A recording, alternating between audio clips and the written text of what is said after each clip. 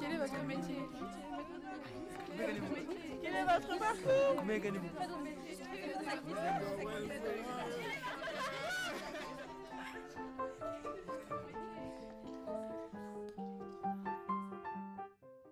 Je vais travailler un peu là et puis après je vais demander un peu de sous à mes parents et puis c'est bon. Bah, Enfin, t'en as pas marre de demander à tes 50-50, parents, tu peux quand même mettre un peu de l'argent de côté. Bah pourquoi? Ça l'avenir quand même. Pourquoi? Non, pas besoin. Il y a papa et maman, c'est ça, bon, c'est ça. je pense que voilà, elle est assez grande, elle sait ce qu'elle fait. Il y a Elle a peut-être son Cheyenne qui projet. arrive. Je trouvais pas un peu bizarre en ce moment, Cheyenne. Si, un peu, ouais. Ouais, j'avoue, elle est très pâle. J'ai essayé de lui parler et tout. Même moi. Mais même à toi. Bah veut ouais, pas je te sais le pas, dire elle est grave fermée en ce moment. Aïe aïe aïe. Bizarre. Ah ouais. Et en plus, comment elle marche et tout. Salut. Salut, ça va? Pépère et vous, ça dit quoi? Pépère? Ah bah non, franchement, on dirait pas. Hein. Ouais. Il fait beau, faut pas se plaindre. Hein. Ouais, il fait beau, mais on constate que tu vas pas bien, ça se voit. Tu sais, tu peux nous en parler. Bah, tu me connais, tu sais que je suis assez renfermée et puis j'aime pas. Des amis quand même. Ouais, mais j'aime pas parler enfin de choses qui me font mal en fait. Bah, au pire, il y a quelqu'un que je connais, hein, un psy, ça te dit. Elle est super bien en plus. Ça pourrait te faire du bien. Hein. Au pire, on peut les lancer. Ouais. Ouais, je veux bien parce qu'en vrai, je vois pas. À la limite, je préfère vous parler à vous. Pourquoi j'irais voir quelqu'un que je connais pas? Mais quelqu'un que tu parles. Là, tu ne parles pas, on te demande, tu veux pas. Donc, un psy peut-être, ça va t'aider. On sait Tu jamais. pourras te confier, tout dire. Bon, vous savez quoi, on va prendre rendez-vous, on va se rendre là-bas pour en parler, tout ça, et je crois que ça va te faire un bien fou. À la bolognaise.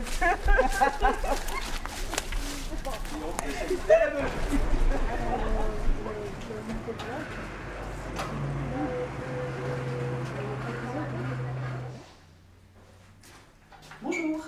Bonjour. Venez. Entrez. Bah, du coup, à quoi consiste, à quoi est-ce que vous servez?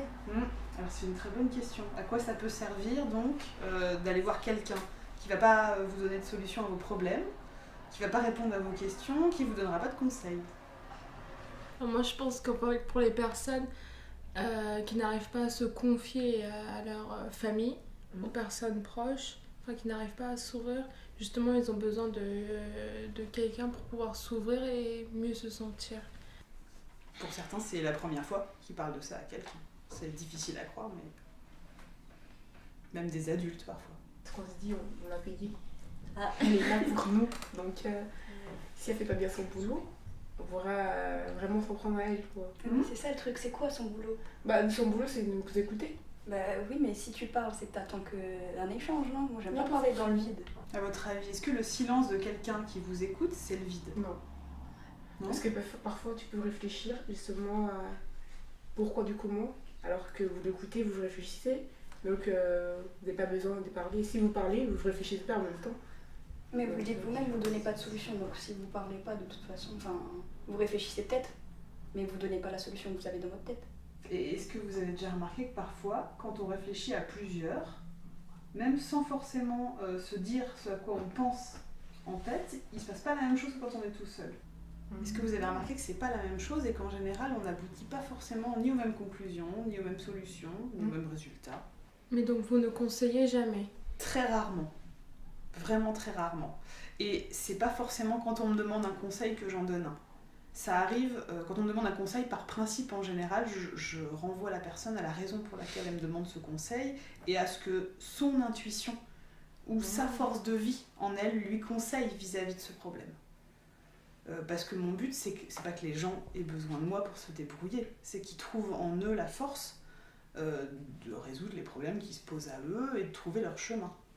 Et les peu de fois où je donne un conseil, c'est quand je sens quelqu'un s'embarquer dans quelque chose qui me paraît très mal engagé ou très mortifère ou très, comment dire, quelque chose qui va vraiment le détruire, quoi, très destructeur pour pas dire mortifère, mais parfois c'est quand il y a vraiment pas des forces de vie mais des forces qui sont de l'ordre de la destruction, de la mort. Je me dis, ouf, là, faut peut-être que je lui dise de... Et je dis pas de pas y aller, je dis qu'il faut peut-être réfléchir, prendre le temps, se laisser un peu de temps pour mûrir le projet, voilà. Je temporise, disons. C'est les seuls conseils que je peux donner, c'est temporiser. Ça vient, non, conseiller, ça vient de l'instinct, ça vient comme ça. Du coup, ça vous empêche, enfin... C'est tout un travail sur soi, ouais, de ne pas donner le conseil qu'on aura envie de donner, parce qu'évidemment que j'ai des idées sur ce que les gens faudrait qu'ils fassent plutôt comme ci, comme ça. Bien sûr, comme tout le monde, j'ai des idées. Et tout mon travail consiste à mettre de côté ces idées-là. Et à surtout pas faire avec ces idées-là. Parce que c'est mes idées, et pas celles de la personne qui vient me voir. Mais justement, si elle vient vous voir, c'est qu'elle a besoin d'un point de vue extérieur, peut-être. D'un point de vue, mais pas des idées de quelqu'un d'autre.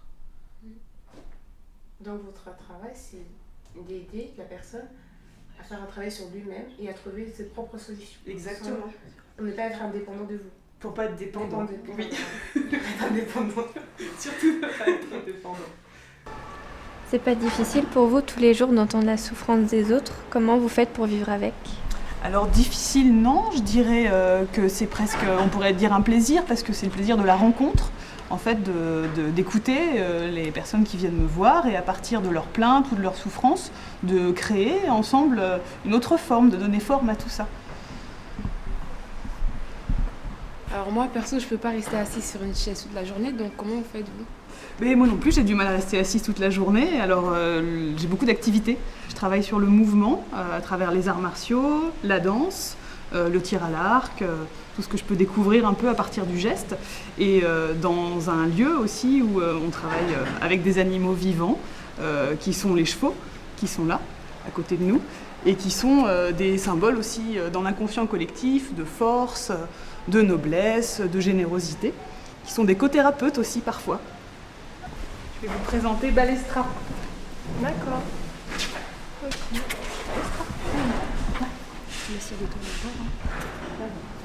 Voilà Balestra. C'est vrai que c'est impressionnant. Et du coup, vous essayez de lier les deux? Le travail de thérapie et les chevaux, oui. Oui. Effectivement, ils peuvent servir à beaucoup de choses, les chevaux. Notamment à vaincre ses peurs, déjà. Et à travailler sur son attitude corporelle, sur les gestes qu'on a envers eux aussi. Sur la façon dont on peut leur imposer des choses, leur demander des choses. Et puis surtout, ils peuvent nous porter. Oui.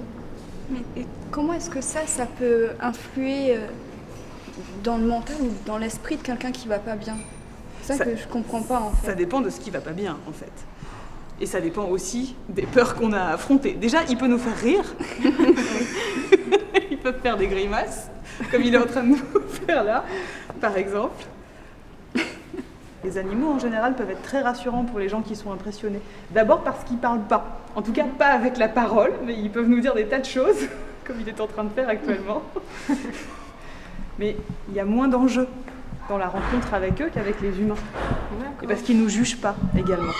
Et par exemple, j'ai travaillé aussi avec un chat. J'avais un chat cothérapeute qui venait régulièrement à mon cabinet, qui choisissait les patients avec qui il voulait bien intervenir. Et un jour, je me demandais comment j'allais faire sortir de la voiture de sa maman une petite fille qui ne voulait pas venir dans mon bureau. Et en fait, le chat est arrivé à ce moment-là. Il a miaulé devant la portière de la voiture et évidemment, la petite fille est sortie de la voiture. Et le chat l'a emmené avec moi jusqu'à mon cabinet. On est passé dans la salle d'attente et on est rentré dans le bureau. Il est resté toute la séance avec nous. D'accord, et c'est donc de là qu'est venue votre idée de projet? C'est à partir de ce chat, oui, où je me suis dit que peut-être la passion des chevaux pouvait aussi servir à aider les enfants en difficulté. C'est le cas avec les enfants autistes qui ont du mal à rentrer en contact avec l'autre. Ça marche beaucoup mieux avec les chevaux. Est-ce que vous pourriez nous parler un peu plus de votre projet?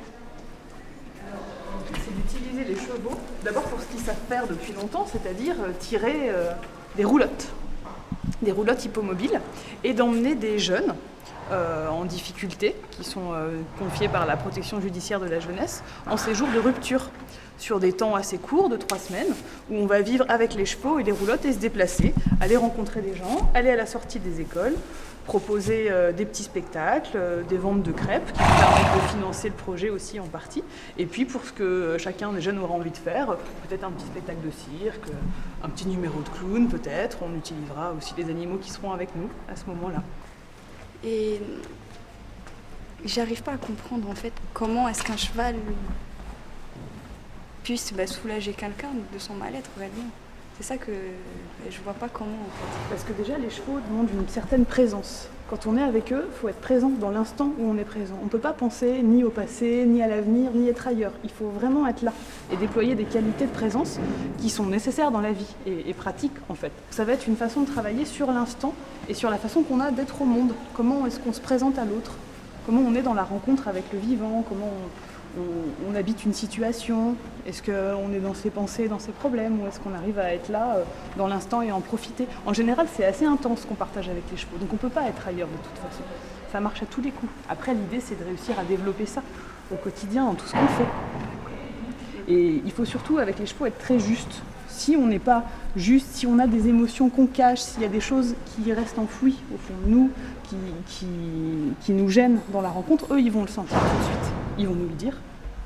Et ça permettra de travailler là-dessus. Et ça sera beaucoup plus flagrant que pendant des années de thérapie.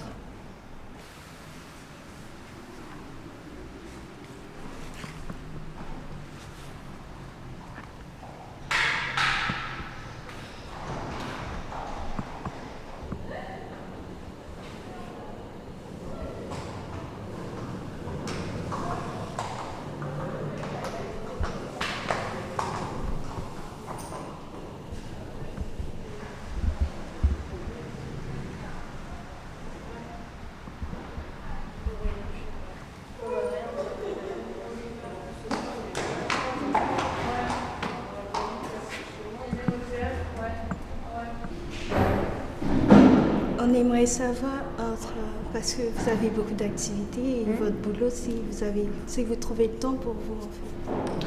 Mais mon travail me nourrit, en fait, aussi. Beaucoup dans tous les sens du terme. C'est aussi ce qu'on attend d'un travail, c'est d'être nourri, évidemment avant tout financièrement, mais après c'est aussi d'être nourri personnellement et d'aimer ce qu'on fait, d'aimer se lever le matin. Donc ça fait partie de ce qui me nourrit principalement, oui. Puis comme je vous l'ai expliqué, il y a beaucoup d'activités que j'aime, que j'ai réussi à mêler à mon travail. Donc mes loisirs sont venus aussi rencontrer mon activité professionnelle. Alors c'est aussi du temps pour moi. Est-ce qu'il y a des moments où vous avez voulu, vous en avez eu marre et vous voulez arrêter? Ou vous étiez à bout?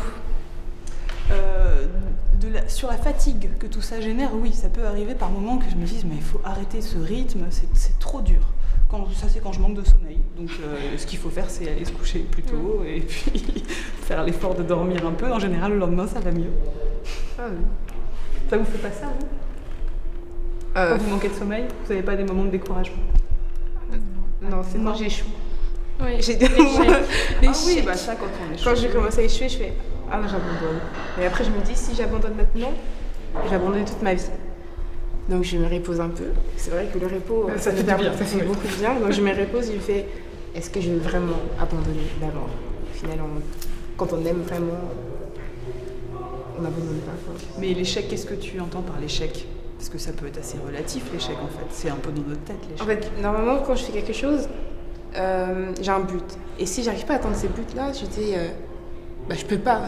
Il faut vraiment que j'ai un âme de combattante, donc il faut vraiment, c'est que je me suis dit dans ma tête, il faut que ça soit comme ça, ça soit comme ça. Et tu te dis jamais que c'est ton but qui est pas bon, peut-être qu'il faut changer de but. Peut-être.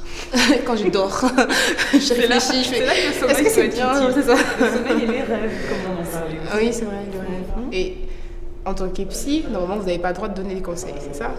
C'est pas qu'on n'a pas le droit, c'est pas un service à rendre aux gens que de leur donner des conseils. Mais si un jour vous devez donner un conseil, par exemple aux gens, aux jeunes qui ne réussissent pas à l'école, qui veulent abandonner, quel conseil vous lui donnerez? De dormir. D'accord. De dormir et de rêver. Dormir et rêver. Tu vas arrêter tes études? Dors. Accroche-toi.